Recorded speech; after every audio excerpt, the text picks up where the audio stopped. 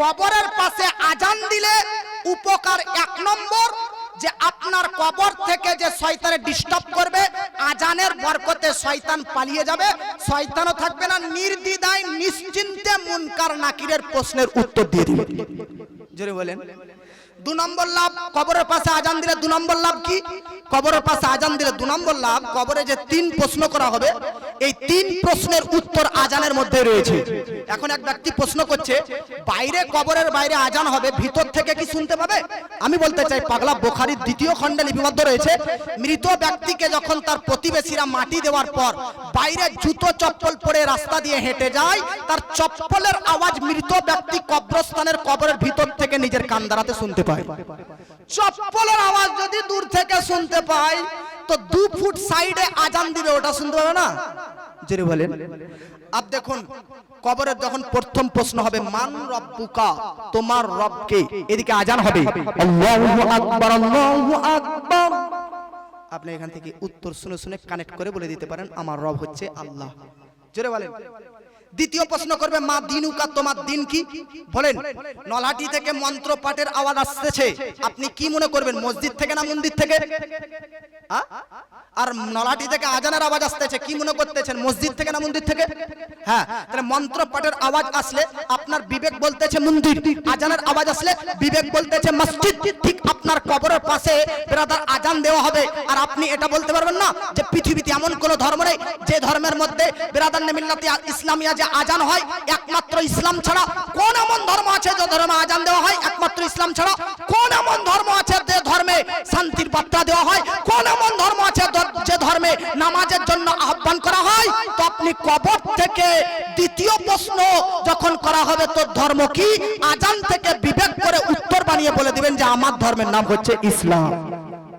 3 নম্বর প্রশ্ন যখন করা হবে নবীজিকে নিয়ে, যে নবীজির ব্যাপারে কি বলতেছো বলো, তো এদিকে পাশে আজান দেবে, আশহাদু আন্না মুহাম্মাদার রাসূলুল্লাহ, নাকি? আজান শুনে শুনে বলে দেবেন, আশহাদু, আমি সাক্ষ্য দিচ্ছি, আন্না, নিশ্চয়, মুহাম্মদ আল্লাহর রাসূল। জোরে বলেন। তাহলে কবরের পাশে আজান দিলে দুটো লাভ হলো। 3 নম্বর লাভ কি? ওগো বাবাজি, কবরের মধ্যে আজান দিলে 3 নম্বর লাভ, আজানের বরকতে মানুষের ভিতর থেকে ভয় হারিয়ে যায়। ভাই, কবরে যাবেন তো ভয় লাগবে না। মুনকার নাকির দেখতে কেমন হবে? পা থেকে মাথা পর্যন্ত চুলে ঢাকা, বড় বড় দাঁত হবে, এই 2টো দাঁতের মাধ্যমেই তো আপনার আমার কবর ফেড়ে আসবে। চোখ দুটো হবে নীল নীল, পুরো শরীরটা হবে লাল।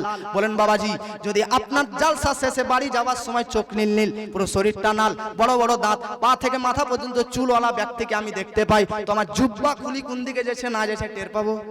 দৌড়ে হাওয়া ধরবো কিনা?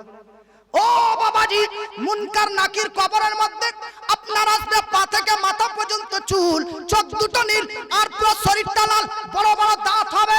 এই ভয়ঙ্কর একটা মুনকার নাকির ভয়ঙ্কর রূপ, কবরের ডান বাম উপর নিচ চতুর্দিকে মাটি আর মাটি। ও বাবাজি, এইরকম ভয়ঙ্কর, কখনো কখনো মানুষ ভয়ে প্রশ্নের উত্তর ভুলে যায়। ওগো বাবাজি, আজান দিলে ভিতর থেকে ভয় হারিয়ে যায়। এই দলিল পেলেন কোথা থেকে? মিশকাত শরীফের হাদিস। পৃথিবীর মধ্যে বাবাজি আল্লাহ পাক যখন হযরতে আদম নবীকে জান্নাত থেকে অবতরণ করলেন দুনিয়াতে, ওগো বাবাজি, ফাঁকা ঘরে থাকলে একাই ভয় লাগে কিনা? যদি একাই ফাঁকা ঘরে থাকলে ভয় লাগে, তো আমাদের আদি পিতা আদম নবীকে যখন আল্লাহ পৃথিবীতে অবতরণ করান, তখন তো পৃথিবীতে কেউ ছিল না, এত বাড়ি গাড়ি দালান ছিল না, তখন তো চতুর্দিকে ব্রাদার বন জঙ্গল। আদম নবী দুনিয়াতে আসলেন, আসার পর তিনার অন্তরে ভয় সৃষ্টি হলো। ওগো বাবাজি, আল্লাহ বললেন, জিবরিল যাও, তুমি পৃথিবীর প্রথম মুয়াজ্জিন, আর আদম নবীর কানের সাইডে আজান দিয়ে দাও, কারণ তোমার আজানের বরকতে আদম নবীর অন্তর থেকে সব ভয় দূর হয়ে যাবে। বাপের অন্তর থেকে আল্লাহ জিবরিল আমিনের দ্বারাতে আজান দিয়ে যেমন ভয় দূর করেছিল, আমরাও আমার দাদুর কবরে আজান দিয়ে মুনকার নাকির ভয়ঙ্কর রূপ থেকে তাকেও বঞ্চিত রেখে দেব। জোরে জোরে বলেন। তো 3 নম্বর লাভ হলো। 4 নম্বর ফটাফট এটা বলেই শেষ করতেছি। 4 নম্বর মৃত ব্যক্তির কবরের পাশে আজান দিলে কি লাভ হবে? 4 নম্বর লাভ হচ্ছে টেনশন দূর হয়ে যাবে, দুঃখ দূর হবে। আচ্ছা এটা দলিল কোথায় পেলেন? বাবাজি কিতাবের নাম হচ্ছে বেরাদার জাআল হক। এই জাআল হকের বেরাদার 2 নম্বর খণ্ডে লিপিবদ্ধ রয়েছে আমার নবীজি সাল্লাল্লাহু তাআলা আলাইহি ওয়াসাল্লাম বেরাদার কোথা থেকে বাড়ি আসলেন, আসার পর দেখতেছেন হযরতে আলী টেনশন করতেছে, দুঃখিত রয়েছে। আমার নবী বলতেছে বেলাল, ওই দেখো বেলাল, ওই দেখো আলী টেনশনে আছে, ওর কানে আজান দাও। কেন কেন কেন? তার কারণ আজান দিলে দুঃখ টেনশন দূর হয়। যারা বলে শুধু আজান দেওয়া হয় নামাজের জন্য, তাদেরকে প্রশ্ন করি এই হাদিসটা তুই কি বলবি? নবী যে আলীর কানে আজান দিতে বললো নামাজের জন্য না টেনশন দূর করার জন্য? তো ভাই আপনার কবরে কিসের টেনশন? ভাই আপনি একটা কথা বলেন, আজ ব্যাঙ্গালোর ম্যাঙ্গালোর, আজকে চেন্নাই, আরব আপনারা প্রবাসে খাটতে যান 2 মাস 3 মাসের জন্য। আচ্ছা এই বাড়ি থেকে তো 2-3টা যুবক মিলিটারি কাজ, মিলিটারি ডিউটিতে বাইরে আছে। বলুন ব্রাদার, পরিবার পরিজন আজকে ফ্যামিলিকে ছেড়ে কাউকে কি ভালো লাগতে পারে? ঈদের টাইমে পরিবার পাশে পায় না, বকরা ঈদের টাইমে পরিবারকে পাশে পায় না, বাইরে থাকতে হয়, দুঃখ হয়, দুঃখ হয়। ভাই 2 মাসের জন্য পরিবারকে ছেড়ে বাইরে থাকলে যদি আপনার দুঃখ হয়, সারা জীবনের জন্য আপনার স্ত্রীকে বিধবা করে, আপনার ছেলে মেয়েকে ইয়াতীম করে যে কবরে গেলেন, তো এই জন্য আপনার অন্তরে দুঃখ থাকবে।